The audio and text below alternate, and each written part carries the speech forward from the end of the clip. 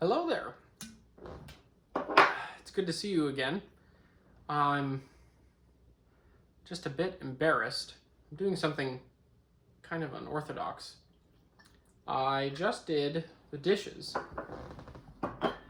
and I don't want to sully another glass, and so I'm using I drank my morning coffee out of this, and it's evening now, and this has sat on the counter all day.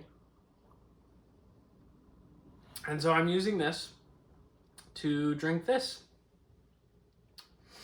And this is bourbon of some kind. I generally don't have bourbon on hand, but I actually bought a bottle around Christmas time because I had some extra Christmas money that I wanted to kind of restock my top shelf. And there was a really nice bottle of bourbon that I wanted to try. And so I've had it for 6 months or something like that, and this is the majority of that bottle still. So I really don't go through that very much. But this is the end of June already. It's hard to believe that this year has gone by already so quickly. And this will also be self-congratulatory, but at the beginning of this month was my birthday. At the beginning of June, all kinds of good things happen. First, June is generally when the weather is in a sweet spot between it being really, really warm in the midday and afternoon, and it still cools off marvelously in the evening, which is, in my opinion, perfect. I love it when it's nice and cold and crisp in the evening. Helps I sleep way better when it's chilly. But you still get to enjoy the hot sun, being outside. I enjoy swimming a great deal, and it's really difficult to swim and unpleasant to swim when it's chilly. So this is, in my opinion, one of the best times of year. And also the beginning of June is my birthday, one of my children's birthdays, and then a few days later is my wedding anniversary. So June is just a good month all around. I bring up my birthday only to share with you some new books that I acquired. So I had made a resolution this year that I was not going to spend any money on books. And I'm happy to say, up until my birthday, I have succeeded in buying 0 books. The prior couple years, I acquired so many books that I've fallen too far behind on my reading list. And it seems silly to continue to fill up my shelf space. And I'm actually getting to the point again. It was about, I think, a year ago that we had to buy a new bookcase, an additional bookcase, because I was having to double shelf everything. And so we bought a new bookcase, and that one is now already full. And so I'm actually starting up here to double shelf again. But I thought you might be interested to see the books that I got as gifts, one of which I did spend birthday money on it, so I purchased it. But in my opinion, that does not count because I didn't really spend my money on it. I spent the money that someone gave me for my birthday to buy it. So there's something of a middleman, but that's my justification. This first one that I got is, a couple here are by the Word on Fire Academic Publishing House, which they have made a great effort to make good books, publish good books, and then also to make them beautiful. So this has a really nice hardcover. Really nice hardcover with like canvas texture on it. Nice silver lettering on the spine and on the book front. And I'm related to a great many people who don't like dust wrappers, dust jackets. I actually like them a great deal. And this one is really, really nice. It's this nice landscape.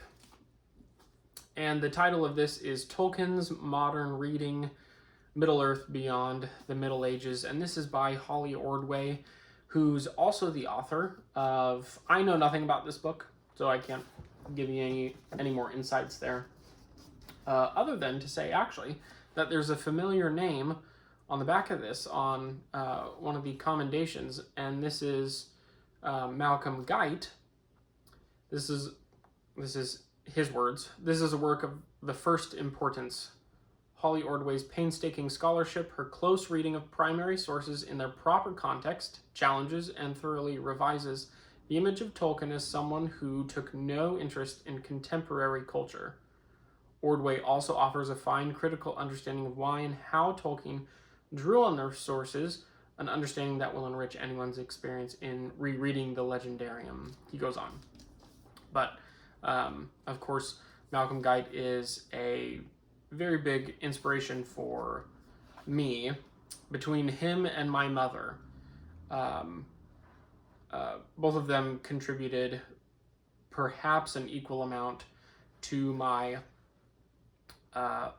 understanding of, appreciation for, and love of poetry.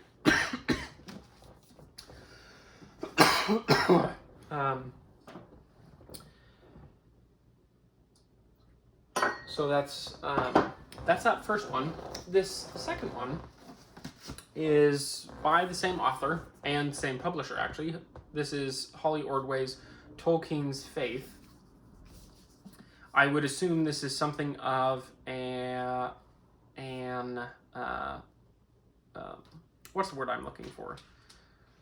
Something of like a literary biography. Or I'm sorry, not literary, religious biography for, well, yeah, it says it right there. It says a spiritual biography on Tolkien. And so I'm very interested in reading through this. I mean, Tolkien is just a fascinating person. Anyone who creates a work of literature that will undoubtedly stand the test of time, and I think we can safely say Lord of the Rings and the rest of the Middle-earth Legendarium will do so. Their life ought to be examined, I think, because who they were, the things that shaped their imagination, quite frankly, ought to shape ours, or generally speaking. So anyway, I'm excited to read both of those. They both look nice and hefty, and so I think they would provide a great deal of reading pleasure. This last one here, I've actually already been reading this, and I'm a good deal through this already. And I bought this, again, with birthday money, actually at the behest of two people, one of which is one of you, and you know who you are. The other was one of my older brothers, who, interestingly, I was recommended P.G. Wodehouse by one of you, and about 2 months later, my older brother purchased this copy of an anthology of P.G. Wodehouse by Everyman's Library, and he said, "David, you need to get this. You need to get this." And so that was kind of the final impetus for me purchasing this. And I really think that the Jeeves short stories are the funniest pieces of literature I've ever read. I was just sitting in the office the other day, and I was sitting at my desk reading this during my lunch, and the individual who works next to me, they were chatting with our CEO, and I was just sitting there trying to be quiet because I was just wheezing and gasping for breath. This was so funny.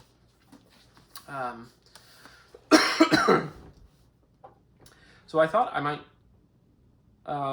read the part that was so funny. I've read this several times, actually, so since then, and so it's lost some of its humor, or my at this hour of the day, my My emotions are somewhat subdued, so I should be able to get through this fairly easily.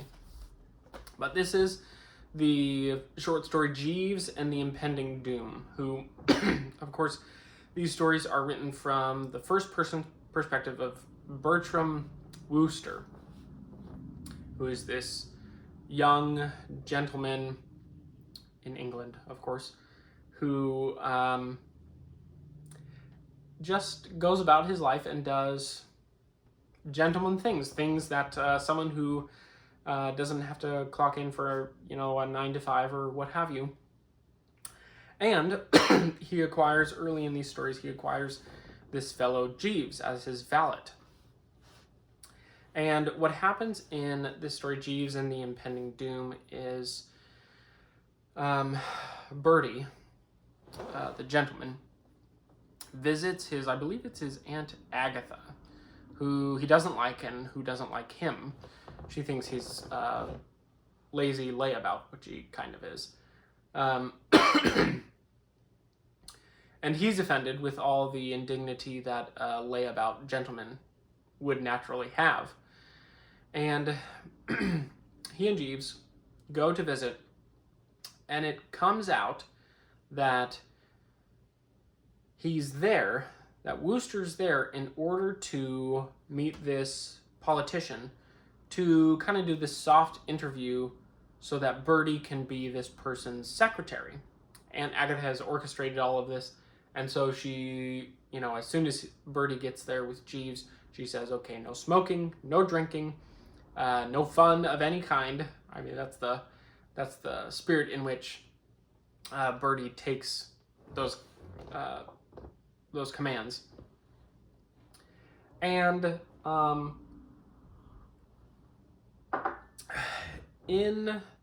I won't ruin too much of this, so I'm trying to truncate this.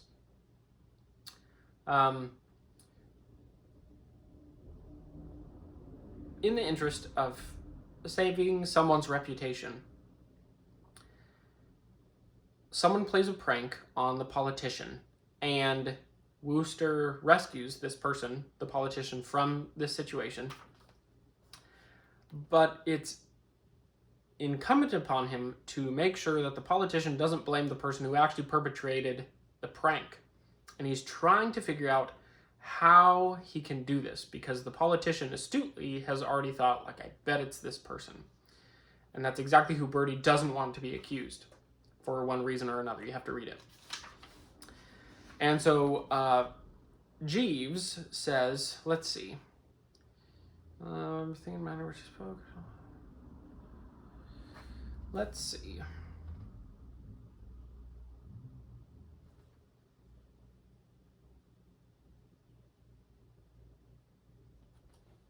No, I can't see it.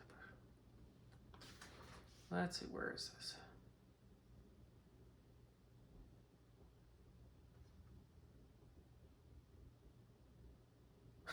Okay, here we go. And so Jeeves comes up with a solution that, okay, if we can't blame this person, someone has to be the scapegoat. And so Bertie and Jeeves are talking. Let's see, where can I start here? Oh, Jeeves, I said, Bertie.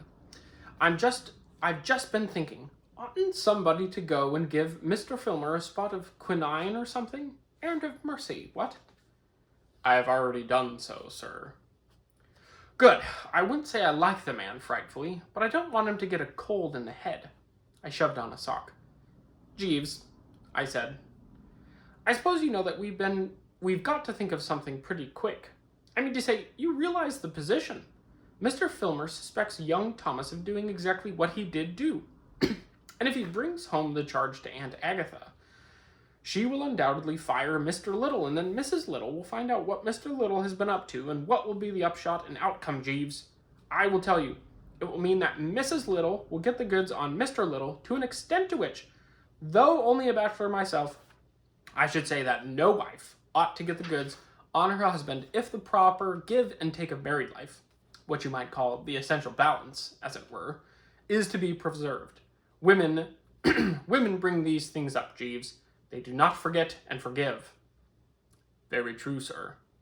Then how about it? I have already attended to the matter, sir. You have? Yes, sir. I had scarcely left you when the solution of the affair presented itself to me. It was a remark of Mr. Filmer's that gave me the idea. Jeeves, you're a marvel. Thank you very much, sir. What was the solution? I conceived the notion of going to Mr. Filmer and saying that it was you who had stolen his boat, sir. The man flickered before me. I clutched a socket in a feverish grip. Saying what? At first, Mr. Filmer was reluctant to credit my statement, but I pointed out to him that you had certainly known that he was on the island, a fact which he agreed was highly significant. I pointed out furthermore that you were a light-hearted young gentleman, who might well do such a thing as a practical joke. I left him quite convinced, and there is now no danger of his attributing the action to Master Thomas. I gazed at the blighter, spellbound. And that's what you consider a neat solution, I said. Yes, sir. Mr. Little will now retain his position as desired. And what about me? You are also benefited, sir. Oh, am I? Yes, sir. I have ascertained that Mrs. Gregson's motives in inviting you to this house was that she might present you to Mr. Filmer with a view to your becoming his private secretary. What? Yes, sir. Purvis, the butler, chanced to overhear Mrs. Gregson in conversation with Mr. Filmer on the matter. Secretary to that super-fatted boor? Jeeves, I could never have survived it. No, sir. I fancy you would not have found it agreeable. Mr. Filmer is scarcely a congenial companion for you. Yet, had Mrs. Gregson secured the position for you, you might have found it embarrassing to decline to accept it. Embarrassing is right. Yes, sir. But I say, Jeeves, there's just one point which you seem to have overlooked. Where exactly do I get off? Sir? I mean to say, Aunt Agatha sent word by Purvis just now that she wanted to see me. Probably she's polishing up her hatchet at this very moment. It might be the most judicious plan not to meet her, sir. But how can I help it? There is a good, stout water pipe running down the wall immediately outside that window, sir. And I could have the two-seater waiting outside the park gates in 20 minutes. I eyed him with reverence. Jeeves, I said, you are always right. You couldn't make it 5, could you? Let us say 10, sir. 10 it is. Lay out some raiment suitable for travel and leave the rest to me. Where is this water pipe of which you speak so highly? And that's the end of that story. So it's this ridiculous story of Bertie getting a friend out of trouble and getting it blamed on himself, and instead of facing up to the adult conversation he's being requested for, he sneaks out the window, and all of this is at the design and orchestration of his valet Jeeves. It's really, really funny. I was crying. So if you need a good laugh, that is perfect. Each of the short stories are really easy to read. You could probably read them, if you're a good reader, you probably read them in an hour, maybe 2 at most. So they're really, really short. They don't take very much time. And I do recommend, I've had several Everyman's Library books. This is kind of in the same thread, but these books are really well produced. Nice canvas. The boards are not the greatest, but the pages are really nice. The text is always really clear. Comes with a ribbon. And again, I'm a fan of nice dust wrappers, and this one has a good one. So anyway, I highly recommend all of those, particularly that last one. And in the meantime, I hope you continue to enjoy your June. And if you're not enjoying your June, you need to pick up a copy of P.G. Wodehouse, because you will cease to dread your June and will be crying tears of laughter. So until next time we meet, cheers and have a good evening.